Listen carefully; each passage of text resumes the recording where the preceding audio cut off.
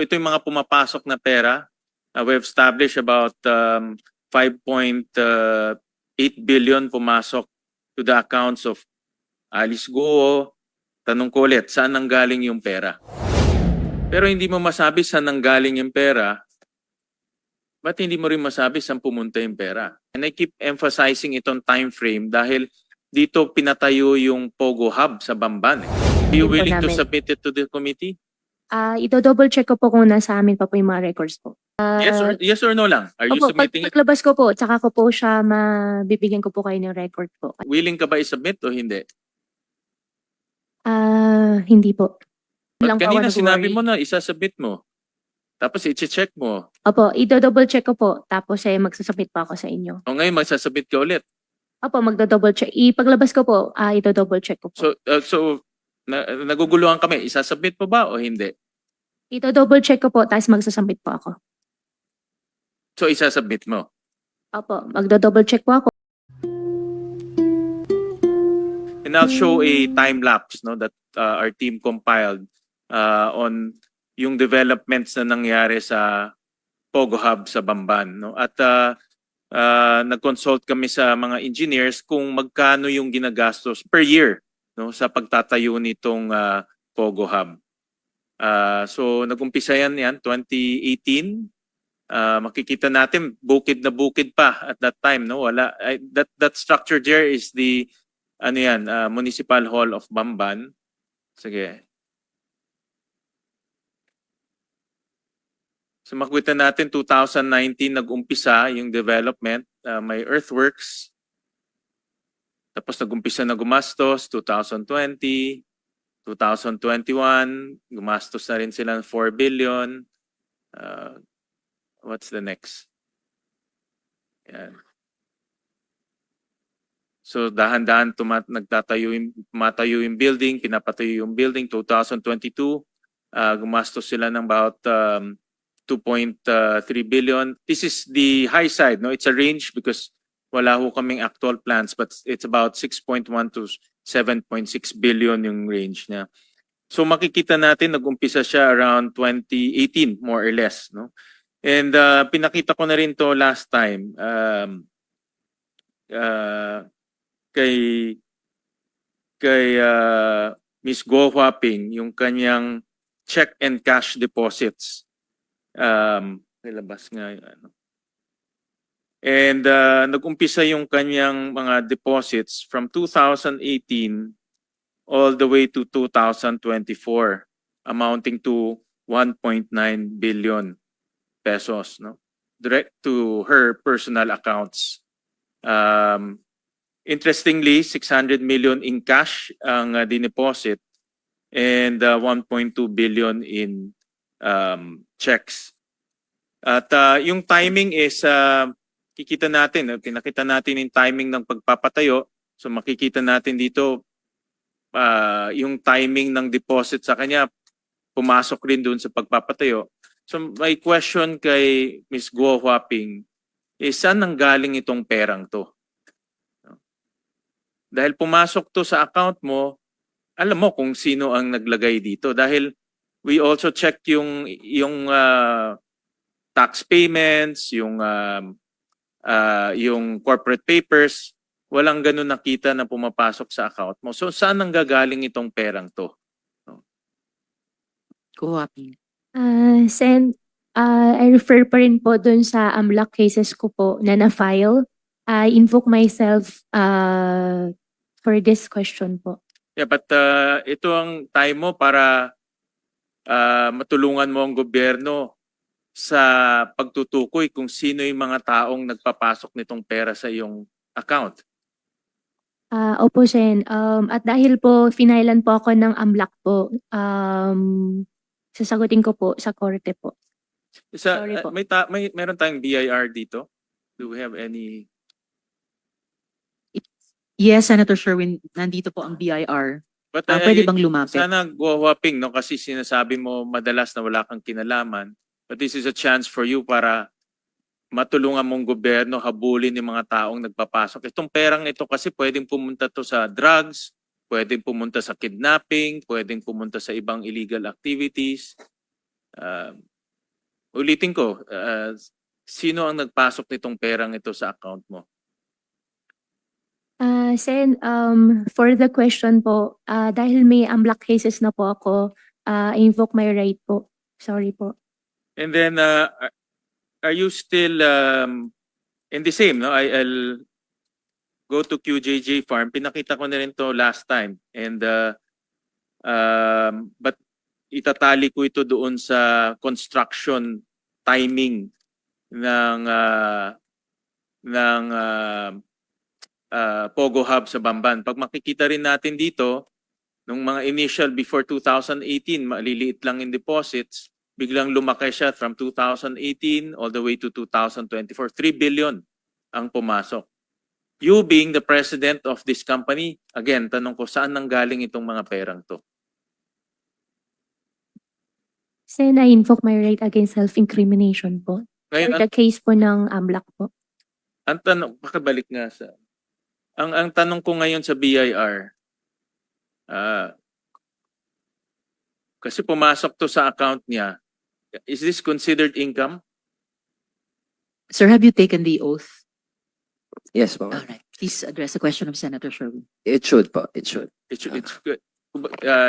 Dapat income to, di ba? Yes po. Anong fina-file pag income? Income tax return po. Natignan nyo na ba ito? Subject po sa investigation namin po. Pero opo, yun po yung isa sa mga tinitingnan po namin. Okay. Nag-umpisa na investigation. Yes, sir. Yeah. Kailan matatapos ang investigation? May mga initial na file na po kami. Pero The first one kasi is only on the alleged transfer, di ba? yes, opo. Opo. Capital gains and documentary stamps yata ang, Yes, if opo. I remember it correctly. Mm. But on income, Well, we are delving deeper po. Kasi po, mukhang malalim pa po yung mga pwede nating makita po. Pero yeah, but submit to this committee yung updates Status. on the investigation. yes po. Please do that, sir. And then bago kayo magpatuloy, Senator Sherwin, gusto ko lang i-acknowledge yung pagdating ni Senator JV. Salamat Okay. po. Please proceed, Senator Yes, Sherwin. thank you, Madam Chair. And then next one is on QJJ Farm. Ano nga? Is this considered income? Mga deposits to eh. Indicative po yan na income po yan ng corporation. Makikita po yan sa mga financial statements. So dapat rin tignan ng BIR. Yes po. Mr. Chair. Okay. Kasama rin po yan sa mga... Sama na rin sa investigation. And again, submit to us an update on that investigation, Attorney Reyes. Yes po. Kay Ms. Go Huaping, again, what's your position sa QC Genetics?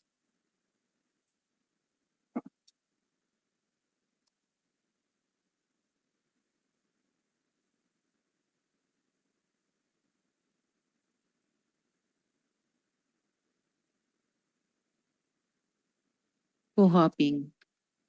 Anong position mo sa QC Genetics?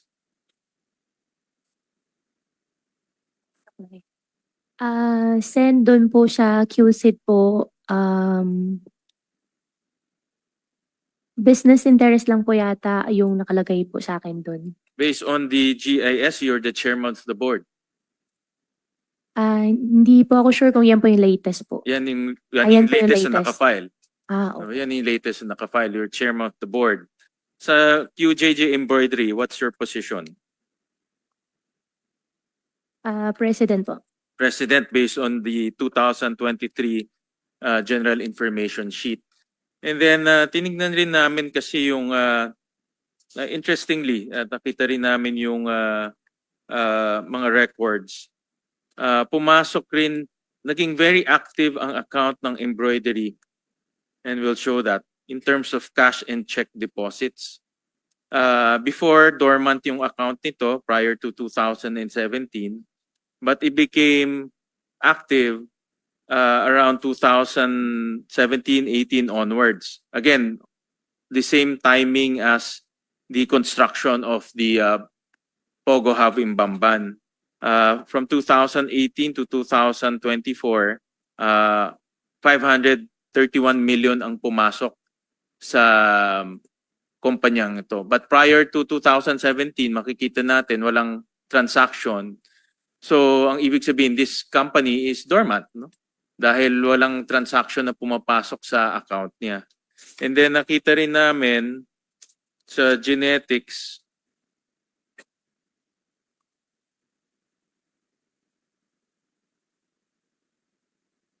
prior to 2021, wala ring transactioning account. It's a dormant account. And then pumasok na pera between 2018 to 2024, 279 million pesos. No? Almost the same time as nung pinapatayo yung Pogo Hub sa Bamban. So that's close to about 800 million pesos na pumasok between that time frame, 2018 to 2024. Kayo being the chairman of the board of QSeeds Genetics at QJJ Embroidery, tanong ko ulit, saan nanggaling yung pera? Sen, I invoke my right against self-incrimination po doon sa kaso po na final po ng AMLAC po. Yeah, pero sana masabi mo dito sa committee dahil this is an obvious case of money laundering dahil yung pera hindi natin pumapasok dito na hindi natin alam saan nanggagaling, dapat tinideclare to sa gobyerno. Sinasabi to sa atin ng bangko, sinasabi mo rin sa bangko kung saan galing tong perang to. Pero until now, walang alam kung saan nanggagaling itong perang ito. We also took a look at the disbursement. So ito yung mga pumapasok na pera. We have established about 5.8 billion pumasok to the accounts of Alice Go, QJJ Embroidery, QJJ Farm, Q Genetics, all being led by Alice Go, either as chairman of the board or the president of the company. We also look at the disbursements, kung saan pumupunta yung pera. And interestingly, may nakita kaming based on the reports that we saw, that in the Alice Go accounts, nag-issue siya ng 1.2 billion 1.1 billion in a span of from 2018 to 2024. These are the checks issued during those times. Pumasok 1.9 billion to his account, lumabas 1.1 billion between 2018 and 2024. And I keep emphasizing itong time frame dahil dito pinatayo yung Pogo Hub sa Bamban. No? Dito nag-umpisa mabuo, no, yung Pogo Hub sa Bamban. So I would like to ask si Ms. Go Huaping, sino yung mga binayaran nitong mga checks na ito? Sen, I think may record po sa office para po doon sa mga payees po ng mga checks. But tell me, sabihin mo na, I'm sure may naaalala ka ano yung mga binayaran nitong mga checks na ito during 2018 to 2023. And we have the record so we can validate it. Actually, opo, Sen, mababalidate nyo naman po. Pero definitely wala pong sinasabi nyo po na pinatayo po ng Pogo Hub po sa Bamban po. Yan po yung para sa farm lang po. Pero hindi mo masabi saan nanggaling yung pera. Ba't hindi mo rin masabi saan pumunta yung pera? Sen, dahil po may sinampa na po sa aking kaso po sa AMLAC. Kaya Kasi pag I titignan invoke natin my yung right po. timeline before 2018, halos walang lumalabas sa account mo. No, makikita natin 19 million, 16 million, biglang naging 200 million, 2019, 292 million, 2020. Exactly the same time nung pinapatayo yung Pogo Hub sa Bamban. So gusto namin malaman ngayon kung sino yung mga binabayaran nitong account na ito, amounting to 1.1 billion pesos. So just give us 1, 2, 3 suppliers, payees. Sen, di ko po talaga maalala po yung mga payees po. Pero for sure po, mache-check Are you din po willing to namin. submit it to the committee? Ito-double check ko po kung nasa amin pa po yung mga records po. Siyempre, nasa inyo naman yung records. Imposible naman. This is only 2022, 2023. Yung iba, 2024 pa. Sino ba nagtatago ng records mo? Sa office po, pero But sino yung humahawak ng records mo? Ito, for this account. for the account po, ano po yung mga bank transactions po na account po, nasa computer ko po. But sino computer mo? Ikaw lang nag-i-issue nitong mga checking to? Hindi naman po lahat. But sino nag-i-issue ng cheque? This is cheque. This is check Opo, yung mga disbursement. checks mo, ako po. Ikaw gumagawa lahat. And you're willing to submit to the committee in breakdown nitong mga accounts na ito.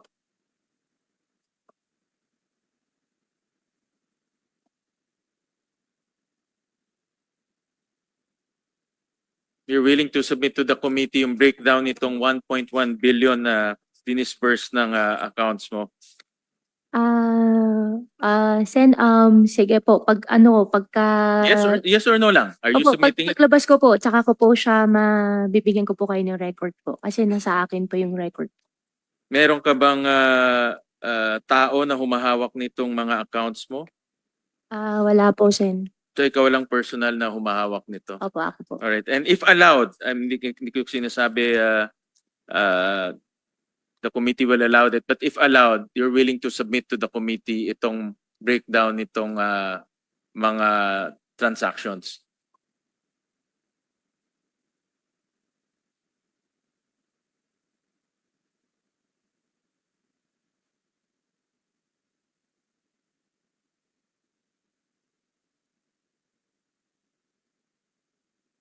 Whopping. Sen, ito double check ko po. What will you double check? Ito-double check ko po yung mga records po ng mga payee po. Hindi, para maklaro tayo. Willing ka ba i-submit o hindi? Hindi po. O, kanina sabi mo mag-isasubmit mo, ngayon check mo, tapos Kasi ngayon hindi na. nag-worry po kasi ako dahil sinampan po ako ng AMLAC. Baka mamaya magamit po against me po. Doon lang But po ako kanina sinabi nag-worry. mo na isasubmit mo. Tapos i-check mo. Opo, ito-double check ko po. Tapos magsasubmit pa ako sa inyo. O ngayon magsasubmit ka ulit. Opo, magdo-double check. Ipaglabas ko po, ito-double check ko po. So naguguluhan kami, isasubmit mo ba o hindi? Ito-double check ko po, tapos magsasubmit po ako. So isasubmit mo.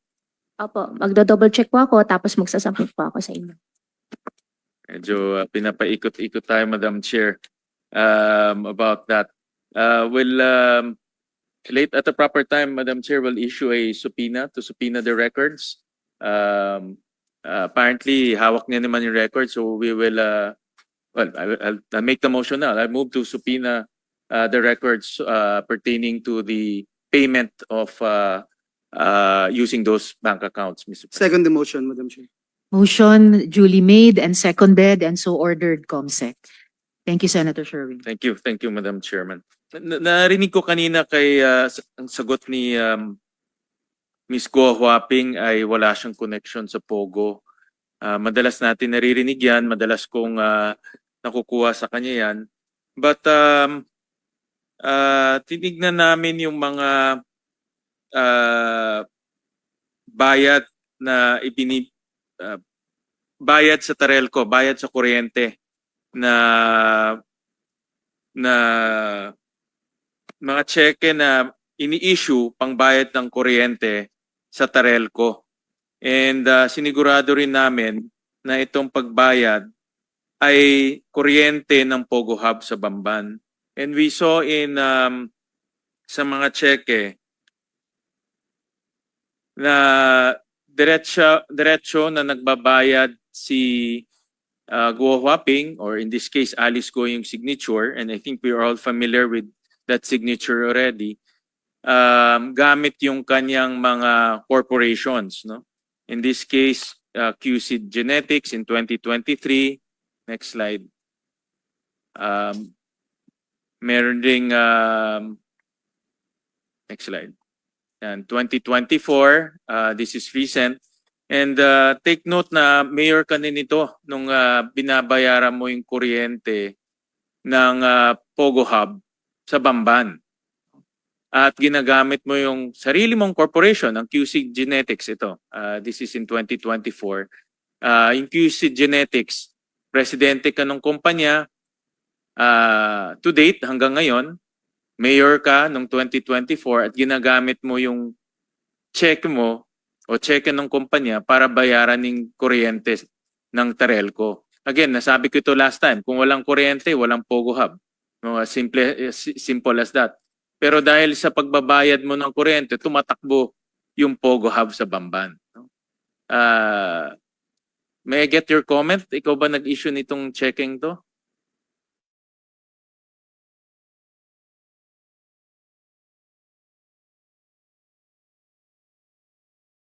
Walang PAGCOR license, kagaya nito sa Hongsheng. May time na walang PAGCOR license. Tuloy-tuloy pa rin yung pagbabayad ng kuryente.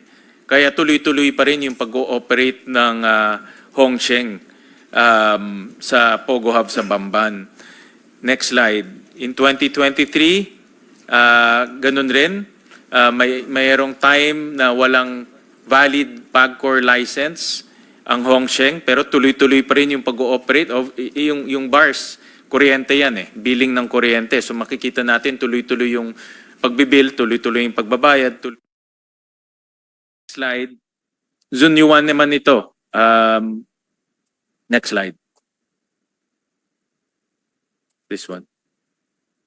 Yan. So in 2024, Zunyuan na ito, may time na may license siya, pero may time na wala siyang license. Pero tuloy-tuloy pa rin yung pagbabayad ng kuryente.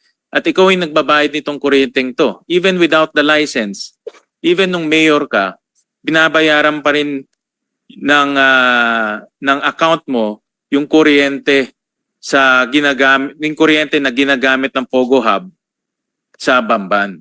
Particularly Hongsheng and Zunyuan.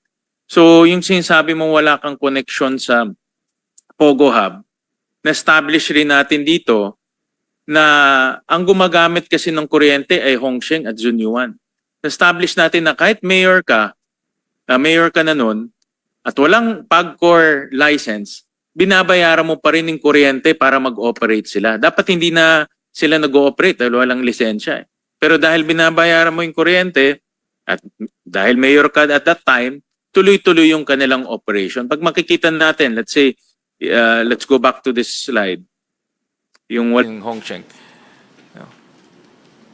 In this case, walang valid license ang Hongsheng. Pero may kuryente siya. No? At makikita natin yung kuryente niya halos pataas rin, hindi bumababa. Kahit walang license siya, nag-ooperate siya. No? At nahinto lang si Hongsheng dahil nag-raid ang CIDG at PNP dahil meron silang na-detect na mga scamming activities doon or financial illegal activities. So, kahit sinabi mo kanina that you cannot comment, but the evidence will speak for itself. Na active participant ka, at even without a license, and even when you were a mayor, tinutulungan mo itong Pogo Hub sa Bamban. That's the point that we're trying to make. At makikita naman natin to sa mga dokumento na inilabas at nakuha namin through research and through the submission of the different agencies. And may nakita rin kaming pattern, no? Na yung mga companies, family companies mo, yung Guo family businesses, ay nagagamit as front and as layers para mag-operate ang Pogo Hub sa Bamban. So this is a diagram that we put together, Madam Chair, na makikita natin na QJJ Farm, QC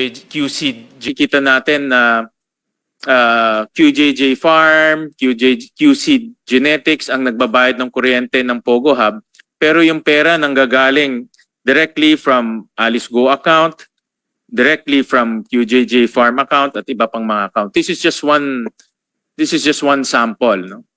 But we can see na yung mga corporations are just purely for conduit purpose, no? Ginagamit lang as conduit. Hindi siya ginagamit sa totoong farm, hindi siya ginagamit sa totoong piggery, ito ay ginagamit para patakbuhin yung Pogo Hub sa Banban. At this is not something that we invented. Ito lahat to galing sa ebidensya na nakuha namin. Do you care to comment, Ms. Go Huaping? I invoke my right po. I expect that, no? But gusto lang namin ipakita sa publiko na meron kang direktang kinalaman sa Pogo Hub sa Bamban. May isa pa akong tanong, Madam Chair, and this was asked briefly last time. Sino si Yu Cheng Kan? Yung Chen Kan po, as what I remember po, siya po yung isa pong incorporator po ng Hongsheng po before. Okay. And ikaw ang representative ng Hongsheng. Hindi naman po representative, ako po yung nag-translate po. But you also got the lono. Ikaw nag-apply ng lono ng Hongsheng. Ikaw nakakuha ng lono from the Sanggunian. Kaya nga na-suspend yung Sanggunian dahil dyan sa lono. And the Vice Mayor also got suspended. Nag-translate lang po ako. But it's on records na ikaw ang applicant ng authorized representative ng Hongsheng. No? And itong si Yu Cheng Kan, sino siya? Anong background niya? Anong relationship mo sa kanya? We all know that ikaw ang authorized representative ng Hongsheng, but ano ang pagkakilala mo sa kanya? Actually, kung hindi po ako nagkakamali, once ko lang po siya nakita. Ang nagpakilala po sa akin kay Shi Chun-san po, si Huang Ziyang. Si Wang Ji ang nagpakilala sa iyo. Okay. And ba't ikaw ang naging authorized representative kung siya ang one of the major incorporators nitong Hongsheng? Actually, hindi ko rin po alam kung paano po nakalagay doon na authorized representative po ako. Nag-translate lang po ako. Pero doon sa records, meron tayong records na sinabi ni Mayor Feliciano na pinuntahan mo siya sa office, nag-a-apply ka ng we have that, no? Nag-a-apply ka ng letter of no objection. So yung appointment mo as authorized representative obviously came from Hongsheng, in which si Yu Cheng Kan ang isang major shareholder dito. Nag-translate lang po ako, Senator. Of course, that's your statement, pero hindi yan yung nasa records, no? Dahil interestingly, nakita rin namin sa records na isang tao lang, si Yu Cheng, can you disbursement? In disbursement ni Yu Cheng Kan between 2019 to 2022, umabot to 1.3 billion pesos. Again, exactly the same time nung pinapatayo itong Pogo Hub sa Banban. So, kanina nakita na natin merong 5.8 billion pesos from your account, from your personal account, your family business. Ngayon may 1.3 billion pesos. So, umaabot na ngayon ng almost 7 billion pesos ang pumasok. So, parang nagtugma na ngayon yung mga perang pumapasok dito sa mga account doon sa pagpapatayo ng Pogo Hub sa Bamban. This one, ito yung account na pumasok yung pera dito sa isang major shareholder ng Hongsheng, no? Napakalaki, Madam Chair, 1.3 billion pesos. So if you add everything, pumapasok siya to the 7 billion pesos na cost ng building na yon. So basically na-trace na ng committee kung saan yung perang, kasi yun yung unang tanong sino nagfa-fund at saan yung pera nanggagaling. At very clear na ngayon kung saan yung perang nanggagaling, pero hindi clear kung sino ang nagbibigay ng pera. And that's where AMLAC should come in and investigate this matter thoroughly. Dahil gusto natin malaman ngayon kung sino ang mga taong nagfa-fund nitong sino nagpapadala pala. Alam natin yung funding source, but sino nagpapadala nitong perang ito. Madam Chair, I'll go to another personality. No? Si Wang Zhiyang. And si Wang Zhiyang was mentioned many times in the hearing. And in fact, incorporator siya ng Baofulan. No? Pakilabas nga itong diagram. No?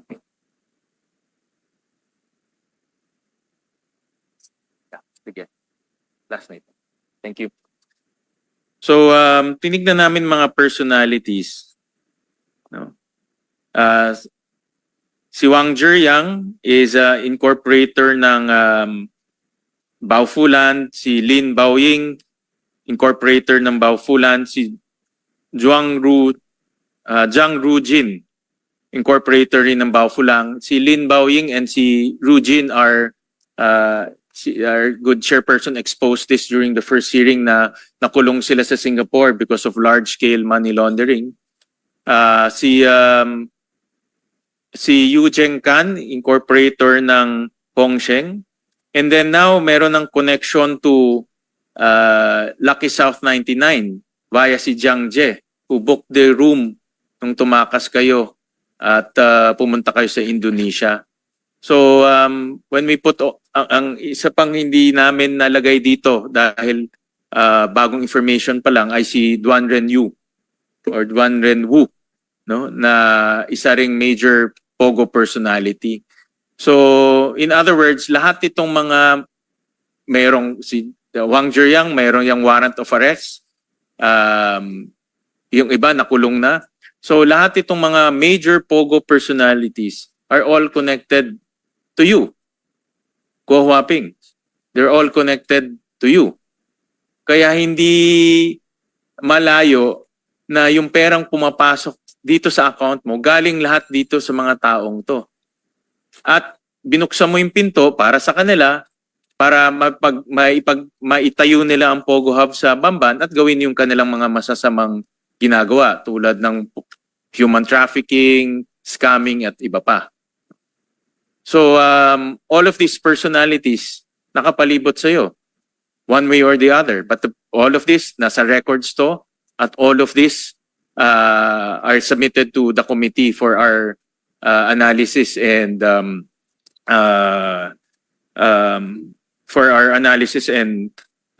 use for the committee.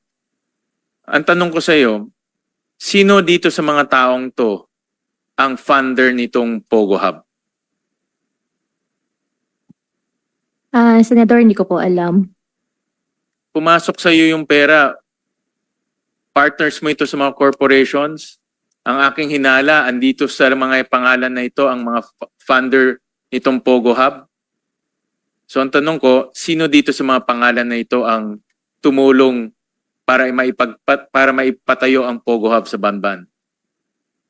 Sen 2021 pa lang po, nailabas, naibenta ko na po yung lupa po sa kanila. After that po, hindi ko na po alam. Paano po sila nagpatayo, hindi ko po alam po. But you're the president of Baofulan. In fact, yung deed of assignment mo, peke yun. Hindi na register sa Tarlac, hindi nga nagbayad ng capital gains at documentary stamp sa BIR. Nag-assign ka ng deed of assignment na hindi naman hindi siya na perfect o hindi naging effective dahil hindi ka nagbayad ng buwis. Pinalabas mo na na-assign mo siya. Pero in reality, ikaw pa rin ang may-ari nun. Sen, hindi po ako may-ari ng Baofu at I invoke my right against self-incrimination po. Anyways, I know you're gonna say that, pero the evidence will speak for itself. Itong mga taong to ay mga kilala sa Pogo, may kaso, iba nakulong na. Si Jiang Jie, nag-book ng room sa'yo sa hotel mo sa Indonesia. Si Yu Zhengkan, nagpasok ng 1.3 billion pesos na hindi niya rin dineclare. So all of these personalities nakapalibot sa'yo. Kaya naniniwala ako na hindi mo matatanggal ang sarili mo dito sa Pogo Hub sa Bamban. Sentro ka dito sa pagpapatayo ng Pogo Hub sa Bamban. At nangyari itong mga human trafficking dahil binuksan mo yung pinto para sa kanila at nakibahagi ka dito sa mga illegal na activities. So maraming salamat po, Madam Chair.